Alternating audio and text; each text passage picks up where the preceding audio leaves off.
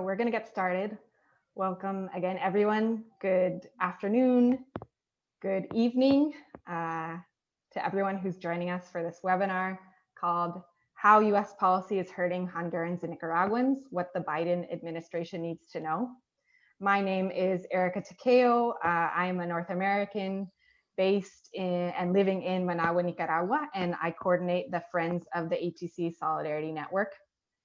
This event tonight, focuses on two neighboring Central American countries, Honduras and Nicaragua, which have very distinct current national contexts, but both have been in the interests and eyes of US imperialism for centuries, as we're going to learn about today.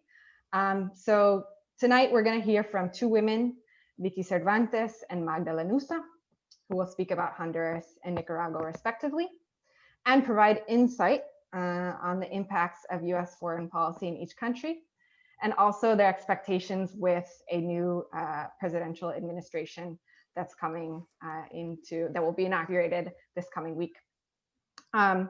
This event is being sponsored by three organizations. The first is the Task Force on the Americas, which is a grassroots human rights organization dedicated to supporting social justice movements in Latin America and the Caribbean, along with educating North Americans about the realities of the Americas and the role that the US plays there. It was founded in 1985 and is also known as the Marin Interfaith Task Force on the Americas. The second organization sponsoring this event is the Honduras Solidarity Network, which is a decentralized network of approximately 30 organizations from across Canada and the US. Vicki will talk more about HSN, that are committed to demonstrating and advocating for solidarity with the Honduran social movement. It was formed in 2009 after the US-backed coup against President Mel Zelaya. And then the third organization hosting this event is Friends of the ATC, which I represent. Friends of the ATC was formed in 2016 and is the solidarity network with the Nicaraguan Rural Workers Association, or in Spanish, Asociación de Trabajadores del Campo, ATC. So the format for our webinar today will be as follows. Will last about an hour or perhaps a little bit more if we have lots of questions. Each speaker will talk for 20 minutes, followed by 15 minutes for question and answer. You can enter in your questions at any time using the question and answer feature in Zoom, which is usually at the bottom of your screen. And we will make a selection of those questions to ask to Vicki and Magda after both of their presentations. Today, we are recording this presentation to make available to all of you afterwards. And we will also, through the Task Force on the Americas, send a follow-up email with recording and additional resources. So without further delay, I'm going to introduce our first speaker, who is Vicki Cervantes. Vicki Cervantes began working in solidarity with Latin American movements in the 1970s. She is a founding member of the Chicago organization La Voz de los de Abajo, which has worked in Honduras since 1998. After the military coup in June 2009, she participated in the founding of the Honduras Solidarity Network, HSN, and is currently co-coordinator of the network working in the US. She has been an in-country facilitator for more than 20 delegations and fact-finding missions in Honduras since the coup. So Vicki, who will also share our presentation with us, you now have the floor, 20 minutes, and I'll try to give you a reminder when you have 5 minutes left. Welcome, Vicki. Well, thank you, Erika. Welcome, everybody. Just a second here. I have to share this desktop.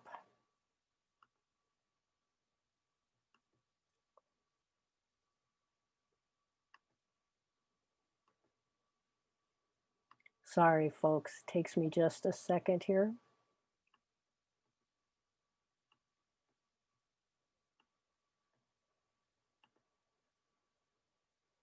There we go.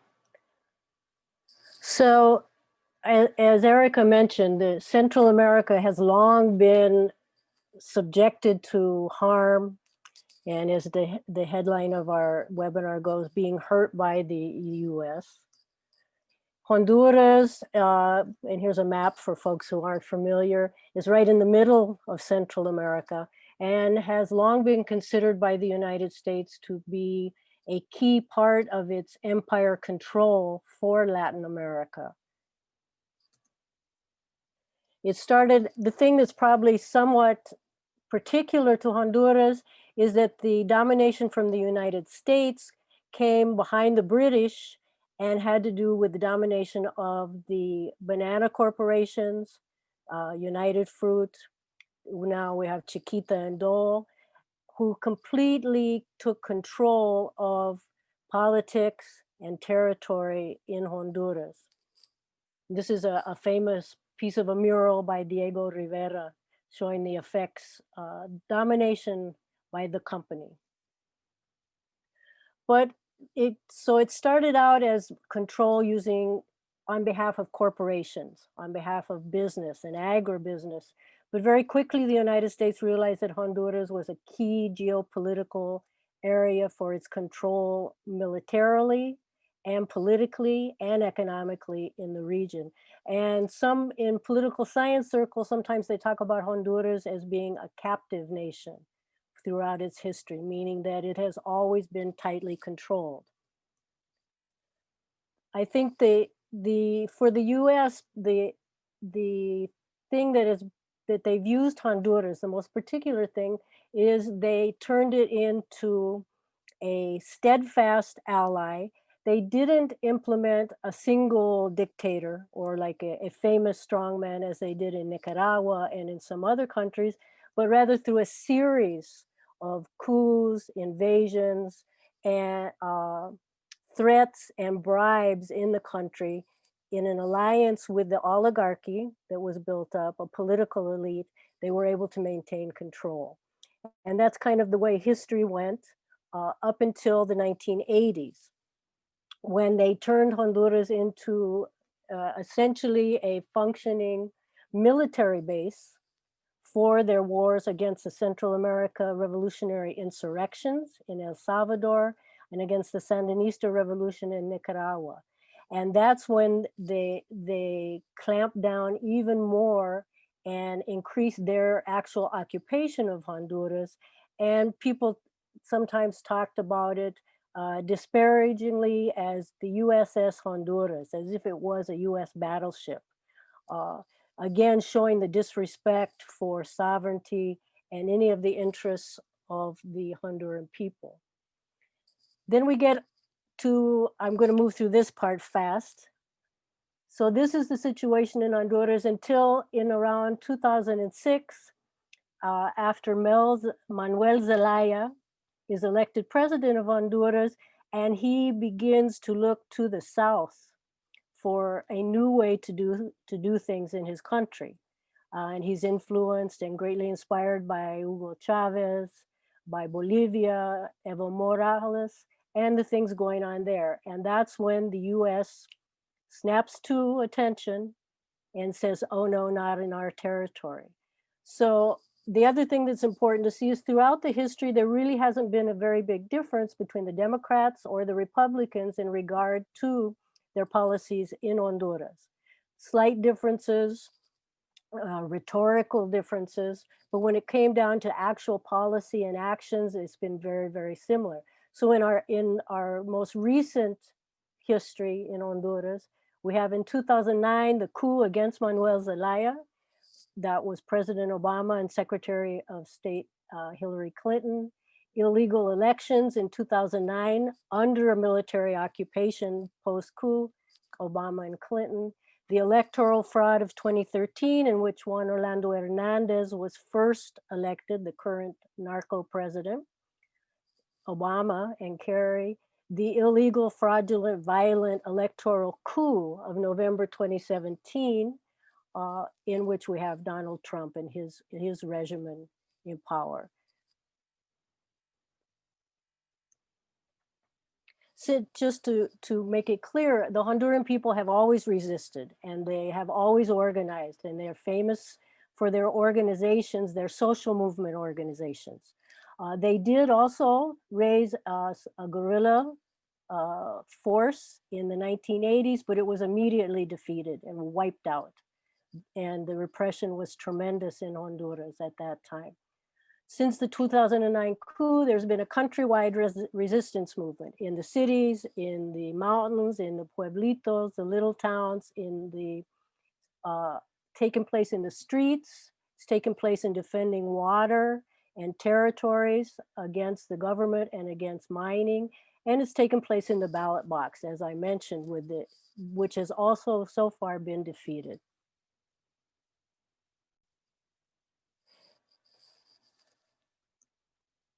So all of this brings us to the issue of why the current crisis, which is most definitely made in the USA. And this is a tear gas canister that my group picked up from the street in 2017 when we were in Tegucigalpa during the elections. And we saw many, many of these canisters. I consider it to be really symbolic because it actually says made in the USA on it. And that is what we want to talk about today.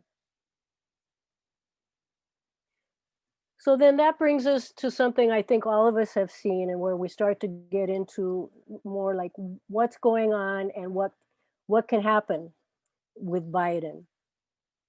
I think everyone has seen this morning or last night another caravan of migrants on the border trying to cross into Guatemala.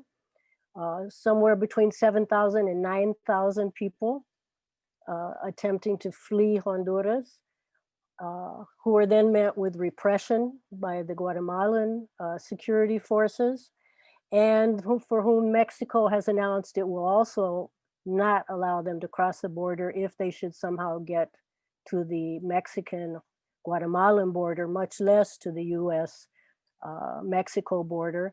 And of course, where the US has also said they're not welcome. And I think the migration crises began in Honduras after 2013, after the first electoral fraud in which Juan Orlando was elected. And they have increased since then. There was another big upsurge, and the first massive caravans left Honduras after the 2017 electoral coup. And I say this because I think that with the migration, the forced migration and the caravans are like a manifestation of an accumulating, cascading, whichever adjectives you like, crises in Honduras. And that we have to look at what has caused this crisis. So it's accumulated. Honduras was always a poor country, but now since the coup, what we've seen is an accumulation of impunity, repression, and all kinds of violence, the implementation of a narco dictatorship, an implementation of a neoliberal economic model, we always like to say on steroids, with the concessioning of land for mining, hydroelectric power, the control of the energy resources being privatized, the destruction of public education, of the health system. And then we come to COVID under a dictatorship, which has only increased the economic instability and suffering of the people and increased the power of the dictatorship as far as in the streets. The repression power has increased, using it as an excuse. And then hurricanes and the climate crisis, in which people have lost everything and under dictatorship. But it's important that we look and always hold responsible the US government for where it has responsibility. And for each of these things that I've mentioned, that some of which you might say, well, hurricanes and pandemics, we can't really do much about that, but yes, we can. And the US policy every step of the way has been to support the dictatorships and a deepening dictatorship and an impunity, even when we have a president who now, there's now recorded, documented conversations where he sounds like a gangster, like any gangster talking about selling narcotics in the US. Growing militarization, more and more police departments, more and more different units of the military are in the streets without any improvement in security for the people. And the US directly funds, trains, it vets the military, and it supports impunity for all the crimes that are committed. One of the most important things, I think, when we get to talking about Biden in particular is going to be the commitment of the US to a completely failed economic model for Honduras. That the more they refuse to consider that you cannot get different results using the same policies over and over again. And those policies, as I've said, privatization, support for a private sector, the destabilization and destruction of the public sector, concessions, using military to back up economic power. This is a failed model in Honduras. And for anyone who thinks that it isn't a failed model, I would again say, look at these pictures of the people being forced out of their homes. The other thing that's a key thing when we go to talk about Biden, President Biden, President-elect Biden, and what's going to happen is that for the US, for irregardless of parties and tendencies in power, control of the region is a motivator for its policy.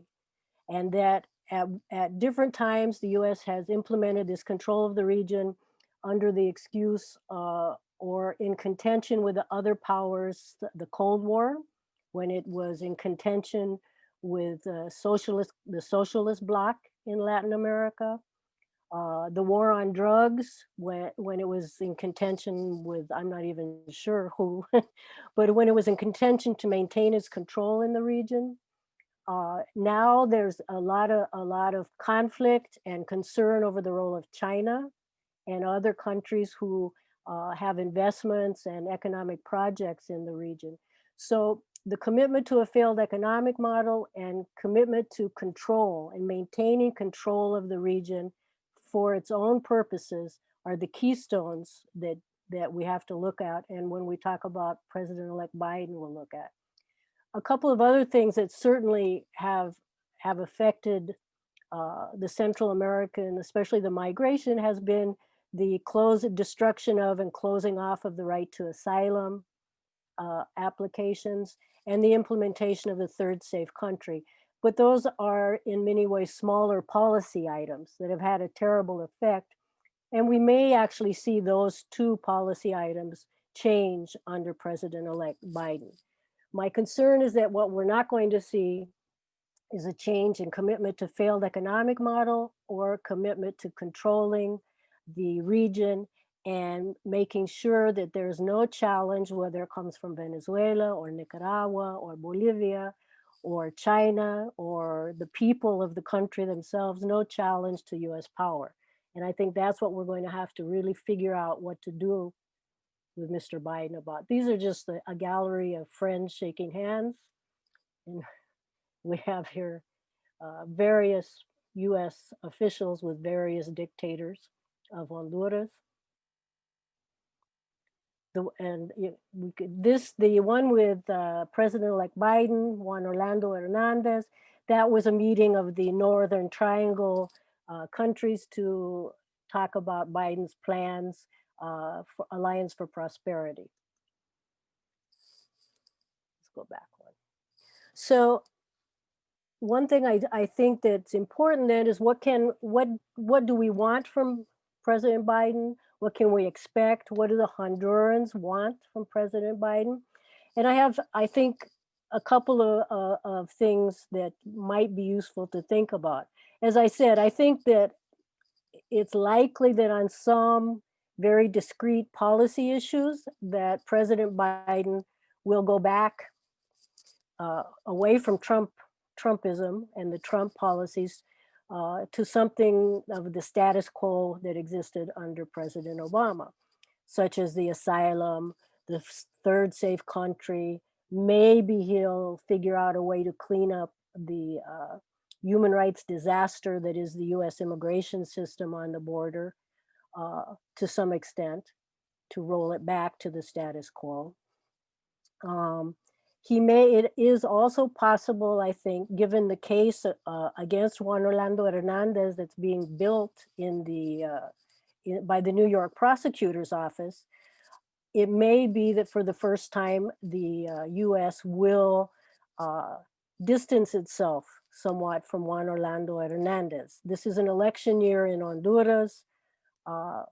There's, where the primaries are in March, I believe, of this year, and the election is at the end of November.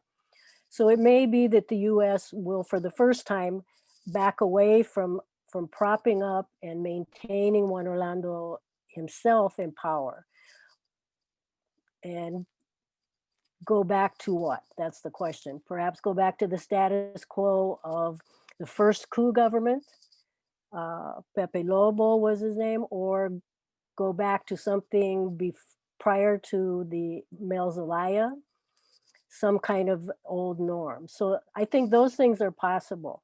We do know that President-elect Biden was a big advocate for spending more money in Central America. And according to his campaign promises and his policy statements, he's talking now about spending about $4 billion in Northern Central America, which would be a significant increase from Alliance for Prosperity or any of the other programs.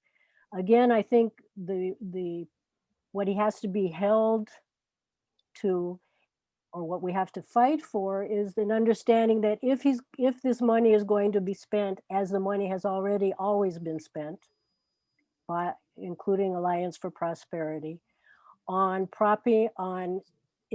spending a lot of money into private enterprise, into support for corporations, into privatization and mixed public-private models, et cetera, et cetera, et cetera. If it continues to do that, it is not going to be able to resolve the problems that are driving the Honduran people to despair. And that's a given. Vicki, you have 3 minutes. Okay, so I think those are some of the key points. And again, I think that if he's going to continue the trickle-down model, which has never trickled down to the Honduran people, if he's going to continue the security model with only a few modifications, then it's going nowhere. And I think what we have to do is fight for policies that put the interests of the people at the center and listen to the social movements and the organizations on the ground. Thank you.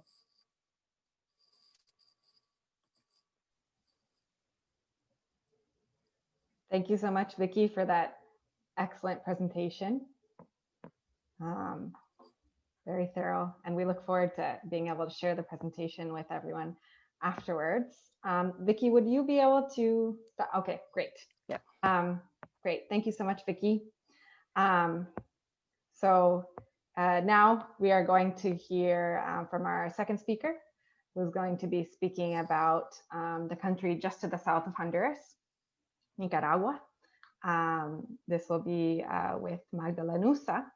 So Magda Lanuza, to introduce her, is a Nicaraguan and Salvadoran feminist specialized in sustainable development. She has worked with DAWN, which stands for the Development Alternatives for Women in the New Era, as an associate since 2009. And between 2009 and 2012, she attended the annual sessions of the United Nations Commission on the Status of Women. She holds a master's degree on sustainable international development from Brandeis University in Massachusetts in the United States. Welcome, Magda. Thanks so much for being here with us tonight. You also have 20 minutes for your presentation, and I'll give you a heads up when you have about 5 minutes or so left.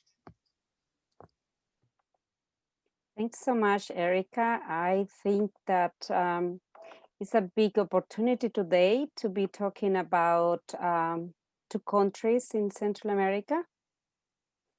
So it makes a great time to be here with all of you. And I know that in the US, people are expecting the new date next Wednesday, and we are here talking about historic times with the US and Central America. Nicaragua has a special relationship with the US.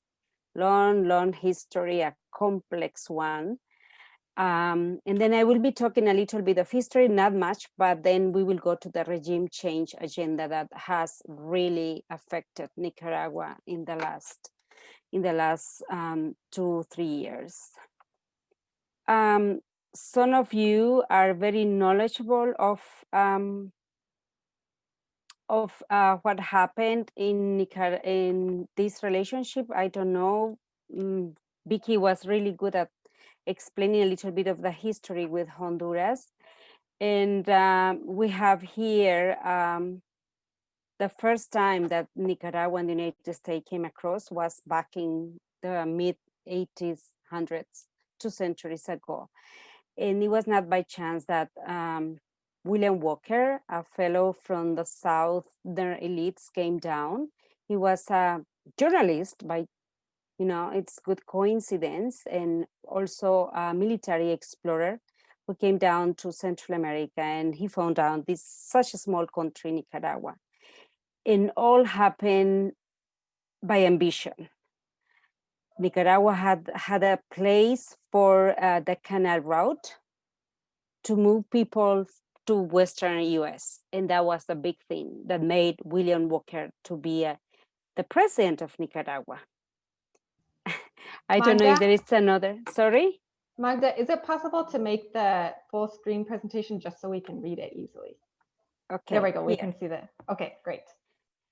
So William Walker was the first president, US president in Nicaragua. That's a joke for us now, 2 centuries after, but the results of that was that Nicaragua became the first country ruled and invaded by US forces.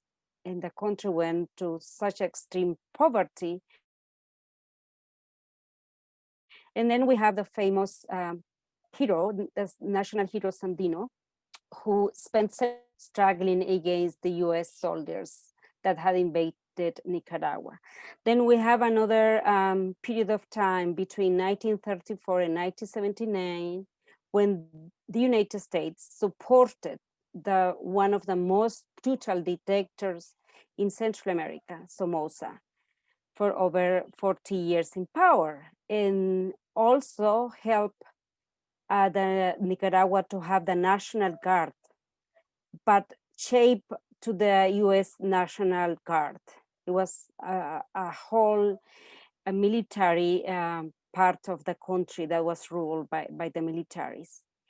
But also when the Sandinista movement, that was the name that the Nicaraguans took to struggle against the injustice, against poverty, against the brutality of the Somoza's dictator, the United States backed the counter-insurgent war of the guerrillas movement.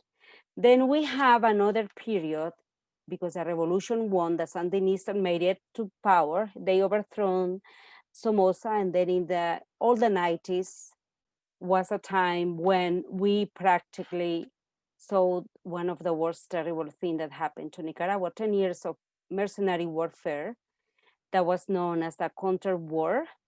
The United States supported financially and military, and also implemented the economic embargo that led Nicaragua into extreme poverty. And the economy was totally almost destroyed, in approximately 50,000 casualties during 10 years of terrible war. Then now I'm going to jump after 1990, because then we had 15 years of so-called democratic governments.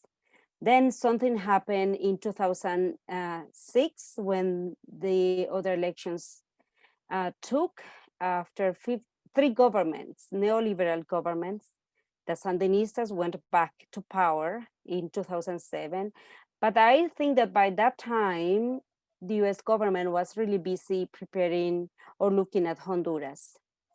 And they were very busy with Honduras in 2009, 2010, 11. There was a big political instability in Honduras in the region. So they were not really looking at what the Sandinistas were doing in Nicaragua. But then when Donald Trump came to power in 2017, things started to change. And they prepared something that is being known as the regime change until now, that continues up.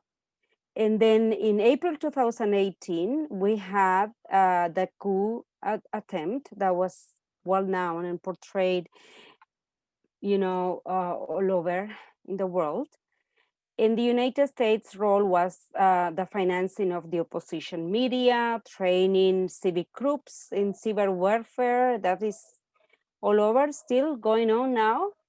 Then they started the economic sanctions to prevent access to credits mainly. And also they work hard to downgrade perceptions of financial stability in the country. And for doing all that, they have been making wrong use of the human rights discourse. So the impact of that huge event in 2018, for 3 months, the Nicaraguans saw the street violence for 3 months and no police. The police were in their quarters. They didn't go, they didn't take the streets. They didn't repress as is being portrayed. And we saw the armed groups that destroyed public and private buildings, 252 altogether, 15 ambulances. The hospitals in the health system was a target of the revolt. Also, the construction machines were destroyed. They wanted to stop the construction of the country, and roads and streets over 100 miles were destroyed by the supposed pacifist groups. And then on the other side, we have the international lobbying with the human rights discourse, a media campaign that still continues on today. The fact-based reporting failed. The journalists failed in Nicaragua from the mainstream media. Of course, the economy went down, hundreds of thousands of job losses, no investments, slow down the trade, regional and international trade. Also, we saw the limits of the intercredits and infrastructure damage. We saw that, and we still continue seeing that. But even though they failed, the coup attempt failed, they are not tired, and always they are ready for the next. So here on the left, if you are searching for jobs in Nicaragua, you will find something that came out on. First, it was a country that it was not advised to travel. You know, the U.S. Department has still, and many others from the European Union have those warnings: don't travel to Nicaragua. But how come last year? At the end of last year, many jobs are appearing in the US, offered in the US, or for US citizens to come and work in Nicaragua or in Nicaragua. So we heard something that came out as known as RAIN, that was in August last year. And that's the strategy that is now on place. And that's RAIN is not water, is the synonym of responsive assistance in Nicaragua. And that's in the hands, that's a manual in the hands of a neutral institution as the USAID, and they are taking the lead. And that's a plan to destroy public order and do other actions, violent or otherwise, before, during, and after the 2021 elections that's coming up. So it was a document that was leaked, and many of us were able to know and learn about this. So here we have the US foreign policy for the next Nicaraguan elections. As Nicaragua's Honduras, also we have elections in November. And in that document I mentioned, there are 3 categories there. That's the road, the map they have to work against the Nicaraguan elections. So they are ready to have a transition and just make a candidate, a US candidate that likes US to win. Second, the plan B is a sudden political transition occurs during following a crisis. Maybe Nicaragua will be in another political crisis, who knows? It depends.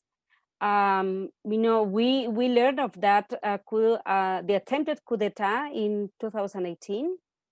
The third option they have is that the regime change remains in power following a fair election, but without changes to the rule of law or democratic governments. That's something that they want to happen in these elections. So in the other, the impact is that we are having now is the economic sanctions. Those have been put on individuals who really don't have any interest in the US investing or have, you know, financial or bank accounts in the US, anything in the US. But these sanctions have economic and political results so far, and they're looking for those. Of course, as Venezuela, as Cuba, the Nicaraguan officials have said, and international lawmakers have said, those are considered just mail interference, illegitimate, and open violation of international law, because they are just sanctions that are unilateral, and they haven't been discussed anyhow, and not shown that Nicaragua is a threat to the US. So the results of those political, those economic sanctions are two, basically: frighten national and foreign investors, slow down the economic growth, the development that the country has been working towards in the last 10 years, and push so many people to the informal sector, because the job losses are still impacting the national economy. On the other hand, they are creating the climate of adversity, including violence, political chaos, and economic boycotts. And we in Nicaragua, people have been suffering of all this after almost 2 years of that coup d'etat. What year will we have? We don't know, but the RAIN document is on the website. You can find it. RAIN, the objective is just to have a specific momentum for the November elections, probably to bring Nicaragua again in chaos, and take the climate of little international confidence, you know, continue repeating the same media slogans, you know, and feeding up the coup mongering lies of a generalized rebellion. That is not happening in Nicaragua. The international news portrayed a Nicaragua that doesn't exist for the outsiders, and Nicaraguans know the best that is totally different from what it's been said in the media.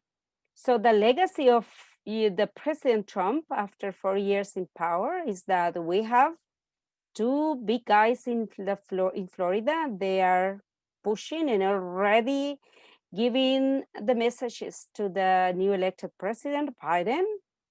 Along with them, we have the Amnesty International, the Organization of American States, and many other organizations working on human rights. The famous international ones, they are repeating and just pounding the same message. They used to work very well with President Trump.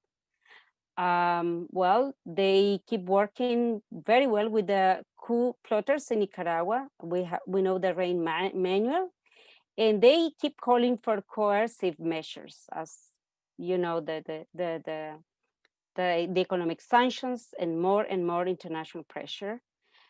The goal of them is not to win or lose the next elections. It's just to destroy the Sandinismo, which is the legacy from 2 centuries ago. And that's something that now that we have Biden elected, we can see maybe an opportunity. Could it be a reversal of the legacy of President Trump as climate change or something else? We don't know yet, but I think Nicaraguans are cautious, and the authorities are trying to see if there is any hope or anything that might shape differently from what President Trump did. Why not respect the legal and constitutional framework of all the political campaign in Nicaragua this year and respect the results? we know for sure that this electoral process will be carried out in an orderly and peaceful manner, as it has been always in the past. The Sandinistas respected three governments that made it in those democratic elections peacefully. But we definitely, the people from Nicaragua and US people who are concerned about the impacts, the negative impacts of the US foreign policy in Latin America, that has proven to be many times wrong, many times terrible, unjust, and so on. We see that it's legitimate but imperative to prevent another disaster in the US foreign policy in Latin America. Another case, Venezuela has not worked out, just have punished and killed and impoverished the poor and the poorest. The manual they keep is just to shape a Nicaragua with the same sanctions. Of course, Nicaragua doesn't have the oil of Venezuela, but natural resources and many other interests. 3 minutes, Magda. Well, the revolution continues in Nicaragua. After the attempted coup d'etat, the authorities and the people continue working. They have been putting all their efforts, the resources they have work with lot of sacrifices, but they are overcoming hunger and poverty and continue working with self-determination, and ask Biden and the new elected authorities to respect. And I think Nicaragua doesn't really expect too much from the US, not the billions, the 100 billions that they are giving to El Salvador, Guatemala, and Honduras. No, Nicaraguans are not desperate leaving the country as Hondurans are, even with all the billions that the United States is putting in this part of the region.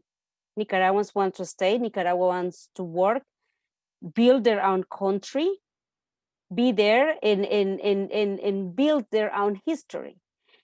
We only ask and expect from the new elected authorities to respect and not to interfere.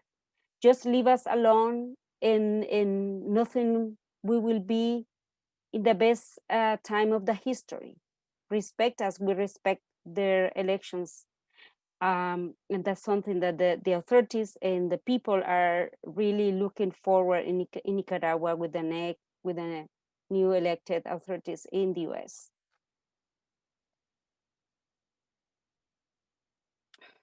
That's all. Thank you so much. Great. Thank you so much, Magda, for another excellent presentation. We're going to now move into the last part of our webinar, which is the question and answer session. And I'm going to see, Magda, would you be able to stop your screen share for this last part? While we're getting that ready, as I said at the start, we can take questions through the question and answer function of Zoom, which most of you, if you're connected through your computer, will see at the bottom of your screen. And we've already gotten a few questions. I'll take, let's see. So let me do a first question. This would be for Vicki. The question is, does Alliance for Prosperity include military support as well? This is from Grania Marcus. So Vicki, go ahead. Yes, the Alliance for Prosperity, which was introduced by Joe Biden as an answer to the first migration crises coming out of Honduras, included substantial, I think 475 million explicitly for military, both funding and training for Honduran military. So that's just one of many problems with it. And perhaps I didn't emphasize that enough in my presentation, that the plans that Biden has produced thus far always have had a lot of emphasis again on security and order. which, as we know, the implementation of this hyped up security, more police, has not reduced the level of violence in any fashion in Honduras so far. Great, thank you, Vicki. Another question that Magda, this will be a question for you. You touched on it a little bit, but maybe we can elaborate a little bit more. It's from Nan McCurdy. She said, when I saw the Hondurans being brutally repressed today by Guatemalans in the caravan, it reminded me to ask, why don't you see large numbers of Nicaraguans trying to get to the US? In fact, I understand that compared to Hondurans, Guatemalans, and Salvadorans over the last 5 years, the numbers of Nicaraguans are statistically zero. Well, I travel a lot in all Central American for work, and when I am in Honduras, it really hit my heart, because when I talk to people, common people on the streets, or the farmers, the people I work with, and they always talk about they live in despair. They don't see any hope. They don't see around access to health, education for the poorest. It's just terrible. They don't see any support from their own authorities. And the same is happening in El Salvador, where people, where I live, people feel violence and no hope. The same in Guatemala, whereas in Nicaragua, people, even though they're poorer, Nicaragua is the poorest country in the region now, and because after the coup attempt in 2018, Nicaragua became poorer than it was before. But even though people there, they keep struggling, they want to do new things, they have new projects, they see hope, even with the whole problems we have had recently. Whereas Hondurans, they always feel in despair. And I asked them, where do you see hope? And they said, no, our only hope is to leave this country and get out of here, because this country is not for us. In Guatemalans as well. If you go to the farthest villages, indigenous villages in Guatemala, people, their only dream is to leave the country to the US. Why is that happening? Why the politicians haven't able to build that trust in their authorities? Why there are no spiritual or religious leaders that build hope and love for their own country, their own land? Something is not really working in these countries beyond the billions the US is putting, helping. Where is that money going? Why I don't see people being helped and with jobs and building hope and better schools, better access to health? No, whereas in Nicaragua is there. Even with all the problems, Nicaraguans have many problems the United States is responsible for. Somehow, most of the bad problems Nicaragua has, the United States is responsible for. And the only thing Nicaraguans is asking from the US, don't bother us, don't pay attention to us, respect us. We want to do our own things. We don't want your billions. We don't want your hand, because your hand will betray us sooner than later.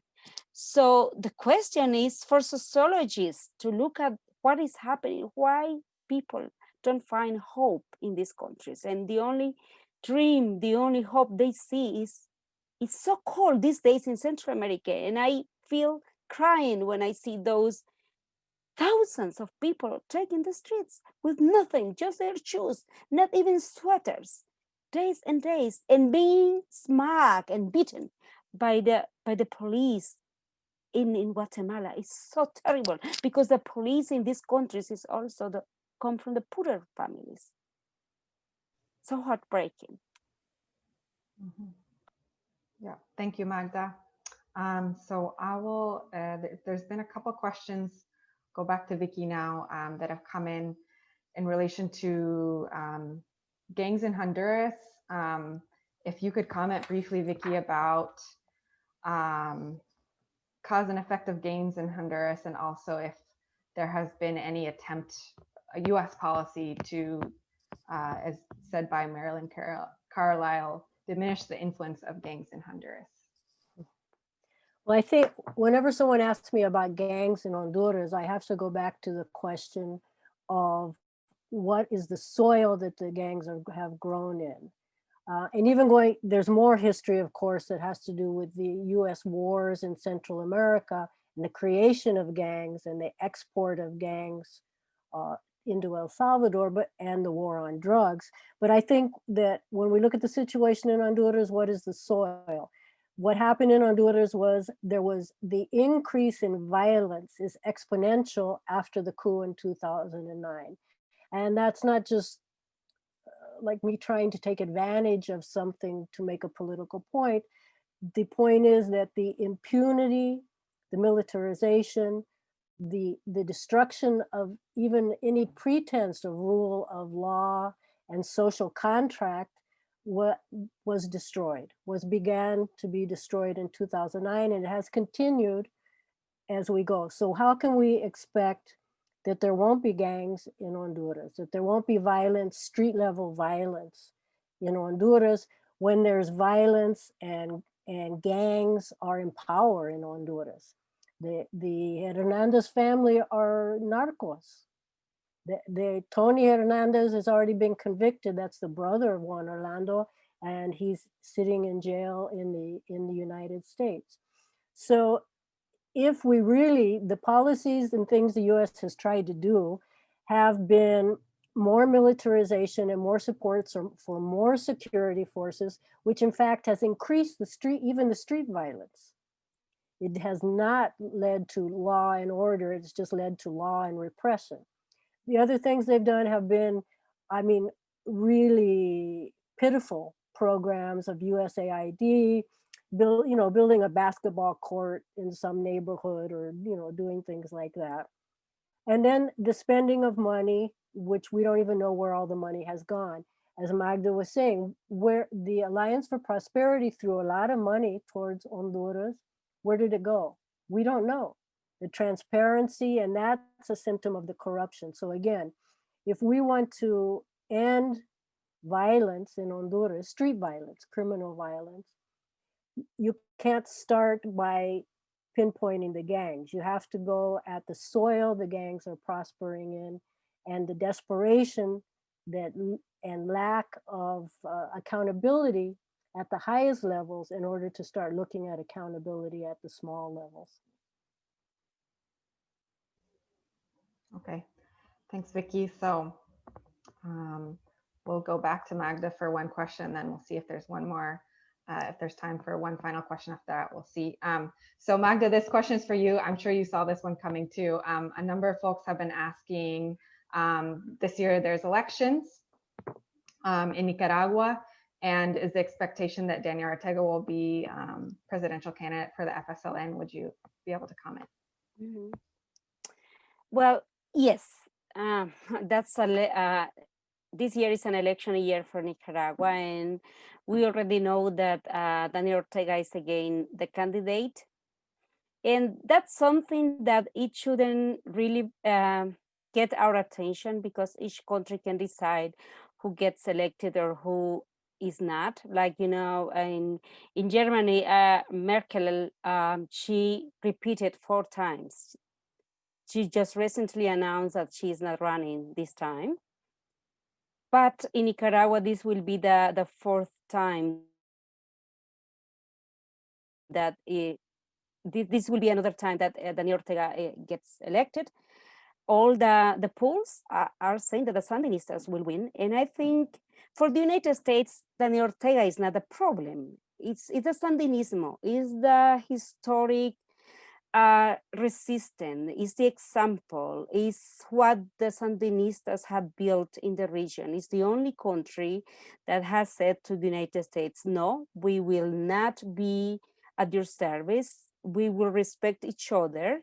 In Nicaragua, the Constitution of Nicaragua has the word that called for sovereignty in respect of all the nations in the world. So standing on that, I think that whoever gets elected in the next election will be a Sandinista. It can be Daniel Ortega. There are other candidates also. There will be from the another candidates from the opposition. After all, what happened? Maybe, who knows if the opposition wins? That's not a problem, and we shouldn't be putting some energies on that. But for the United States, the problem is the Sandinistas leading a country that can be an example for the world.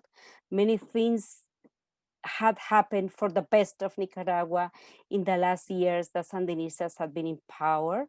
I don't have the time to say all the benefits and all the best that Sandinistas have made Nicaragua for in the last years. And it's true that Nicaraguans historically have worked in Costa Rica. That's because Costa Rica also needs farmers. They don't have farmers. And they need Nicaraguan labor force. Also, they travel to Panama. That's something that is shaping after all the globalization in the international labor market.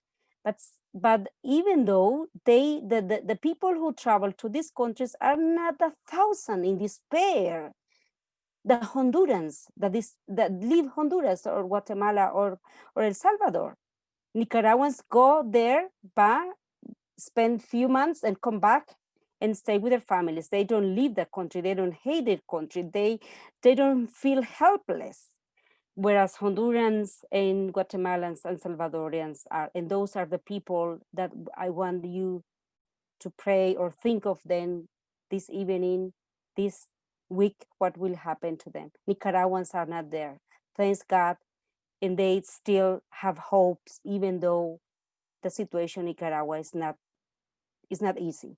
We are expecting that the new elected president in the United States will at least not dismantle, but at least change the decisions Donald Trump wrongly did against Nicaragua.